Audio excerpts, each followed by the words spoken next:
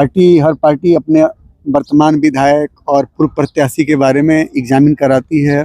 अलग अलग सोर्स से उसका इंफॉर्मेशन कलेक्ट किया जाता है। अगर उनके विरुद्ध निगेटिव आएगा, नकारात्मक या उदासीनता, जनता की उदासीनता आएगी, जनता की नाराजगी आएगी, तो ऐसी स्थिति में पार्टी प्रत्याशी का कि श्री कृष्ण भगवान गोवर्धन पर्वत बहुत बड़ा था, तो उसको एक उंगली पे उठा लिए थे, और बहुत छोटा बांसुरी है, उसको दोनों हाथ से उठाते हैं। सही बात है। तो हम छोटे आदमी हैं और हम समझते हैं कि अगर पार्टी हमको मौका देगी तो न सिर्फ हमारे जाति के लोग बल्कि समाज के लोग, समाज के सभी वर्गों के लोग हमें उस बांसुरी की तरह संभालेंगे। क्वेश्चन है कि कांग्रेस लगातार दबाव की राजनीति कर रही है तेजस्वी यादव के ऊपर, उनके नाम को लेने से बच रही है, उनके चेहरा को सामने लाने से बच रही है। क्या वजह हो सकता है? सीटों को लेकर ये मामला फंस रहा है क्या? तो कांग्रेस कभी दबाव की राजनीति नहीं करती है, सम्मान की राजनीति करती है कि जो हमारे पिछले पंक्ति के लोग हैं उनको सम्मान। कि बाहरी उम्मीदवार नहीं होगा तभी चुनाव जीतेगा, यह बात भी है, सच्चाई है। और ये न सिर्फ कांग्रेस में, किसी भी दल में, महागठबंधन के सभी दलों से हमारा आग्रह होगा कि स्थानीय उम्मीदवार को ही प्रमुखता दें और उन्हीं को मौका देके आगे भेजें। बिहार में विधानसभा चुनाव की सरगर्मियां तेज है, उसको लेकर अभी हम महाराजगंज विधानसभा में मौजूद हैं और यहाँ से कांग्रेस के एक बड़े नेता हैं जो इन्होंने भी टिकट की दावेदारी किया है महाराजगंज से। इनसे बात करेंगे यशवंत कुमार चमन से। नेता जी, आपका बहुत बहुत स्वागत है। धन्यवाद, आपके दर्शकों का स्वागत। आप अपने चैनल पे हमको बुलाए, हमारे लिए अपना समय निकाले, इसके लिए आपके चैनल को आपको धन्यवाद। चुनाव नजदीक है, 3 से 4 महीना का समय है और महाराजगंज सीट पे ये चर्चा हो रहा है कि महाराजगंज इस बार कांग्रेस नहीं लड़ेगी, गोरिया कोठी कांग्रेस लड़ने जा रही है, इस तरह के लोग चर्चा कर रहे हैं। देखिए, चुनाव में जो सीटिंग सीट है और जो सेकंड सीट है उस पर कोई समझौता कोई दल नहीं करता है, अनटिल अनलेस ये स्थिति हो जाए कि बहुत अंतर होने वाला हो। तो जो आदमी गोरिया कोठी का बात कह रहा है, तो गोरिया कोठी में तो कभी कांग्रेस चुनाव जीता कब? यहाँ तो पिछले चुनाव में जीते, लेकिन गोरिया कोठी में तो आप देखेंगे तो बहुत लंबा अंतराल हो गया गोरिया कोठी में कभी कांग्रेस को जीते हुए। वहाँ आरजेडी जीती है, इंद्रदेव भगत जी चाहे सत्यदेव सिंह जी रहे हैं, लेकिन महाराजगंज में वो सीट बदलने की संभावना हमको, जो हमारा जो राजनीतिक समझ है उसके हिसाब से नहीं है। आप उस घराने से हैं जिनके पूर्वज भी कांग्रेस में रहे हैं, कांग्रेस के लिए कार्य किए हैं और आप भी कार्य करते आ रहे हैं। क्या लग रहा है कि जो एक जातीय समीकरण होता है किसी भी पार्टी में टिकट के बंटवारा को लेकर, वो कितना बड़ा मुद्दा बनता है चुनाव में?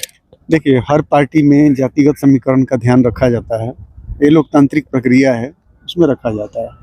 ये कोई बड़ा चीज़ नहीं है और ऐसा नहीं कि केवल कांग्रेस में है, हर दल में, हर दल के लोग इस चीज़ को करते हैं।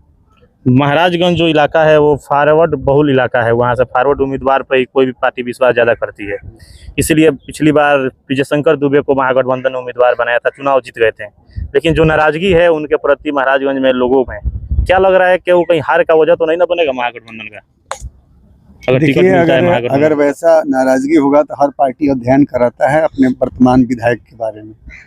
अगर नाराजगी होगी, सच्चाई होगी कि हाँ नाराजगी है, आप तो मानते हैं कि नहीं? आप उसी क्षेत्र के हैं, आपका घर है महाराजगंज, महाराजगंज के बेटा बोलते हैं अपने आप को। कैमरा के सामने महाराजगंज के बेटा है, इसमें कहाँ संदेह है? जब जन्मे वहीं हुआ और रहते वहीं पे हैं, हाँ, मरना वहीं है, तो बेटा तो है ही। तो इस चीज को रियलाइज किए होंगे ना आप, उनके प्रति जो लोगों का सोच है महाराजगंज में। ये कैमरा पे कहना उचित नहीं है।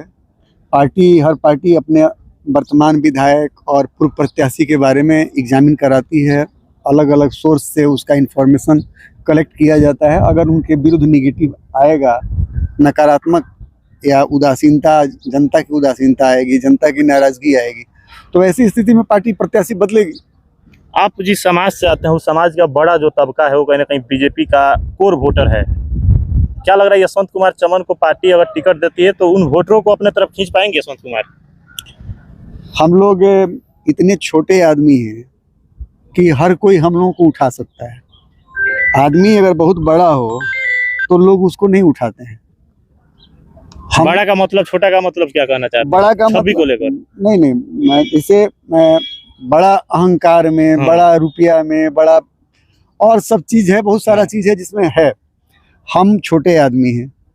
आप देखिएगा कि श्री कृष्ण भगवान गोवर्धन पर्वत बहुत बड़ा था, तो उसको एक उंगली पे उठा लिए थे, और बहुत छोटा बांसुरी है, उसको दोनों हाथ से उठाते हैं। सही बात है। तो हम छोटे आदमी हैं और हम समझते हैं कि अगर पार्टी हमको मौका देगी तो न सिर्फ हमारे जाति के लोग बल्कि समाज के लोग, समाज के सभी वर्गों के लोग हमें उस बांसुरी की तरह संभालेंगे और वहाँ भेजेंगे जहाँ जाके हम उनकी आवाज़ को बुलंद कर सकें।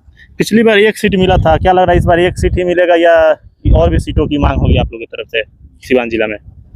देखिए, सिवान जिला में हम लोगों का ये प्रयास होगा कि सीट का दायरा बढ़े और कांग्रेस को महागठबंधन में सम्मानजनक सीट मिले।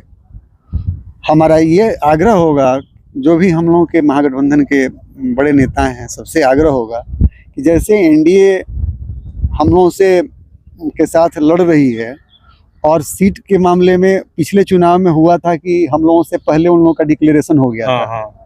तो हमारा आग्रह होगा कि पिछले गलती से सबक लेते हुए हम लोग भी सीट का चयन चुनाव से 2-3 महीना पहले करें और प्रत्याशी का चयन करें, ताकि लोगों को काम करने का सही ढंग से मौका मिल सके, लोगों तक वो अपना बात पहुंचा सकें और लोगों का राय जान सकें। अच्छा, एक कड़वा क्वेश्चन है कि कांग्रेस लगातार दबाव की राजनीति कर रही है तेजस्वी यादव के ऊपर, उनके नाम को लेने से बच रही है, उनके चेहरा को सामने लाने से बच रही है। क्या वजह हो सकता है? सीटों को लेकर ये मामला फंस रहा है क्या? नहीं, वैसा कुछ नहीं है। कांग्रेस कभी भी दबाव की राजनीति नहीं करती है। कांग्रेस की राजनीति लोगों को हक दिलाने की रही है। हमेशा कांग्रेस माने जो समाज के कमज़ोर वर्ग के लोग हैं उनके हक की लड़ाई लड़ी है। जब जमींदारी प्रथा था और जब कांग्रेस फुल फ्लेजेस गवर्नमेंट में थी तो जमींदारी उन्मूलन करा के, जिसमें शासन में बैठे लोग जमींदार थे, उन लोगों ने खुद त्याग किया। नेहरू जी ने अपना पूरा प्रॉपर्टी का त्याग किया। तो कांग्रेस वो सब चीज़ त्याग करके, उसका क्या मकसद था कि आम आदमी को सत्ता का सुख मिले और सत्ता में भागीदारी मिले।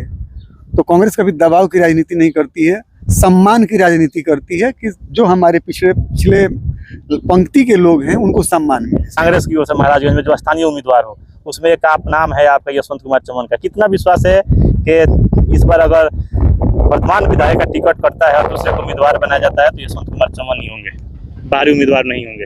देखिए, बाहरी उम्मीदवार नहीं होगा तभी चुनाव जीतेगा, यह बात भी है, सच्चाई है। और ये न सिर्फ कांग्रेस में, किसी भी दल में, महागठबंधन के सभी दलों से हमारा आग्रह होगा कि स्थानीय उम्मीदवार को ही प्रमुखता दें और उन्हीं को मौका देके आगे भेजें। इसलिए कि जनता का मूड, बहुत लोग ठगे गए हैं, बहुत सारे प्रत्याशी। बड़िया और महाराजगंज काफी ट्रेंड कर रहा है बाहरी उम्मीदवारों को लेकर।